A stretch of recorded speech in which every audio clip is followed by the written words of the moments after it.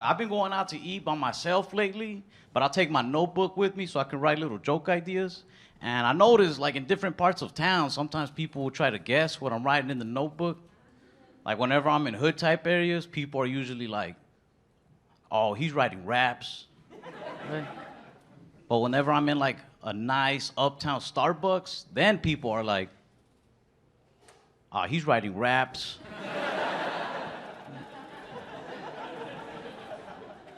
One time I was like in a very like quiet, low-key coffee shop, and this girl comes up to me. She's like, "Hey, excuse me, are you writing poetry?" I was like, "No, I'm writing raps." I tried to hide my notebook, and she tried to peek over my shoulder. She was like, "How come it says jerk off right there?" I was like, "Don't worry about that. Streets is crazy. People die jerking off there." Try to eat healthy. Like I'm a type 1 diabetic, and a lot of people don't believe me when I say that. I think it's because I'm real slim. You know, it's kind of like hearing a really ugly dude tell you he got herpes. Because people just look at you like, you got it? Like you think you got it or a doctor told you you got it? Well, a doctor did tell me. I was diagnosed like at 6. And I had that same doctor from when I was 6 up until I was 18, which is a long time to have one doctor. So when I left, I thought it'd be nice to leave him a review on his website. So who knows him better than I do, you know? I was like, this man was my doctor for the last 12 years. And I am still diabetic. 1 star. I left him 1 star because of the nurses he had working for him. They used to try to lift you up, but I didn't like it. 'Cause they'll say things like, you know, in time, you could actually find that diabetes could be somewhat of a blessing in disguise. I think I'd rather have just a regular blessing. The disguise part is really messing with my blood sugar. You're a horrible nurse. But I took her advice. Like years down the line, though, I was at a bar and some of my friends started a little fight. And this dude pushed me. So in my head, I was like, diabetes. I didn't want to fight him, so I said, hey, man, you don't want to do this. I'm diabetic. And this is one of those little things that sucks about living in America. He goes, me too, and then punched me in my face.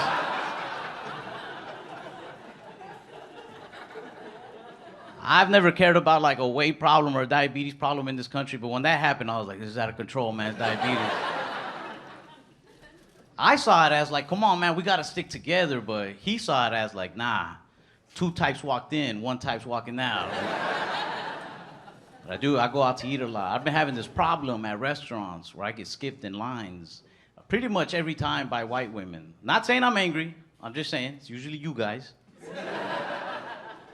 But I don't think it's a race thing. Like, I don't think white women are skipping me because I'm Hispanic.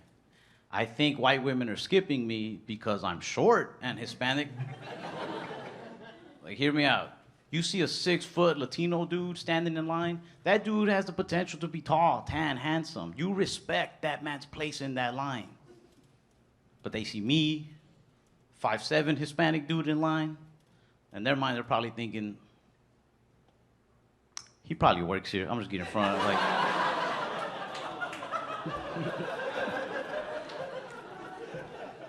I don't say anything though. I don't really think it's a big deal. If anybody's wrong in the situation, it's me. Because if it's a good-looking white girl, I'm like, man, whatever. But if it's like a white woman that has a ring on her finger, then I'm like, racist. I don't say anything though. I feel like I learned my lesson once. Because I skipped a white woman once. I got in front of her and she goes, you're gonna regret that. I was like, whatever. I didn't think nothing of it. I brushed it off. Then like 2 days later, I went to my old neighborhood to visit my grandma and they turned their house into a yoga studio. I was like, ah. They fucking got me. Honestly, I kind of like when I get skipped by white ladies. Only the older ones, because they do it with like some guts behind it, with some attitude. You know, like older white ladies with the little glasses. They'll get right in front of you and then look back at you like, what? Go ahead, say something.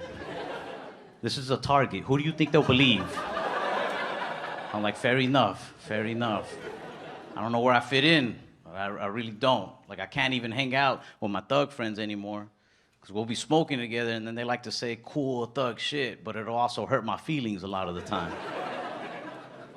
They get real dramatic when they hit the joint and be like, man, dog, you know, when I think about it, all my real friends are either dead or in jail by now.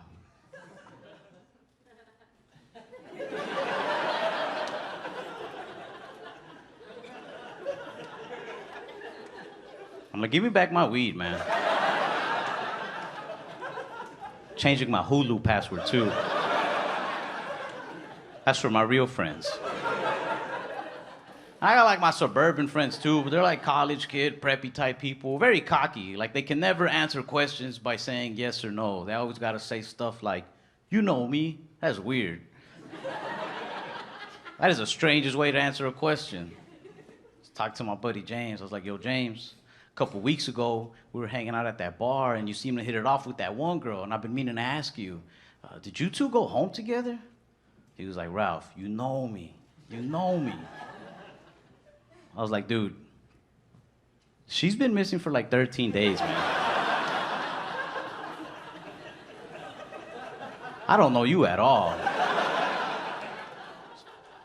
My educated friends are trying to get me into politics more. They're like, man, you don't ever see these immigrant stories on the news and get upset. You know what I mean? Because our parents were immigrants. Doesn't it make you mad the way they treat people? I was like, I don't watch it, but I mean, I'll try. Because I get it. Everybody has something to be offended by, you know? Like, and I want to be a part of my people. I want to find something to get offended about. I want to be mad. I was watching all these different political channels, but I couldn't care much. Until I started watching CNN. They were doing this special on China. And now I started getting a little offended, right? It caught me. The first thing that caught me, 80% of Americans don't trust President Xi Jinping. And I don't think that's true, because I don't think 80% of us knew China had a president. Called my buddy Peng, because he's from China. I was like, yo, you guys have a president in China? He says, no. He said, it's more of like a chairman position. I was like, oh, well, I don't trust him. And then I kept watching. They said, the biggest threat to our country is the country of China. And that's where I got mad. Because China has not only clothed and fed me for the last 20-something years, but after every meal, they give me a little message of inspiration. China's my biggest threat? No. I'll believe they're my mom before I believe they're my biggest threat. They start pressuring me to vote a lot. I don't like that either.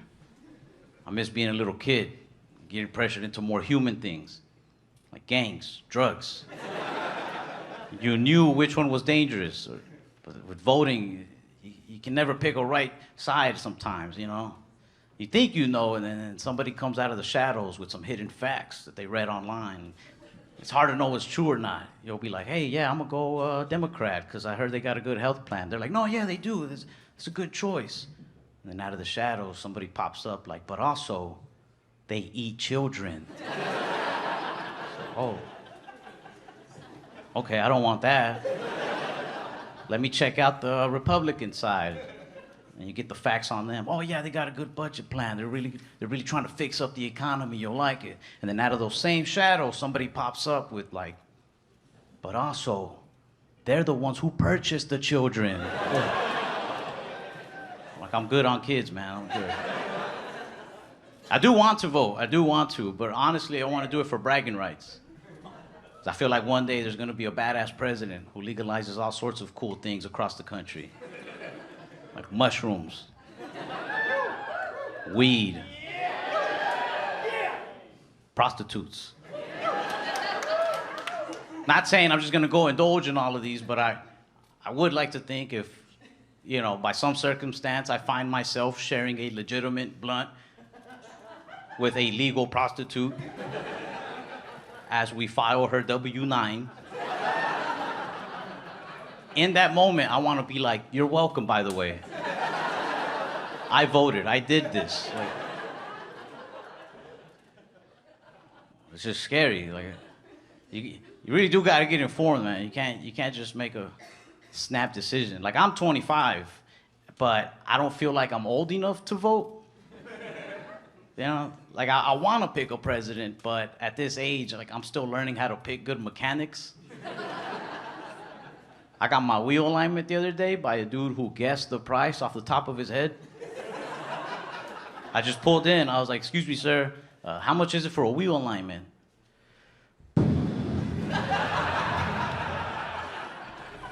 He was kicking my tires.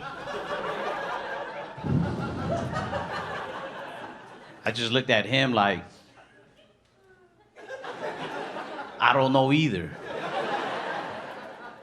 But I went with him because he seemed trustworthy enough. But my car drives more crooked now than when I gave it to him. I don't know much about cars or politics, but I do know this. I do know that sometimes people running for office scare me for the same reason that mechanics scare me. Have you ever noticed people who run for office talk about the country the same way mechanics talk about your car? They're like, can I fix it? Yes, but I gotta take it apart from the inside. Really,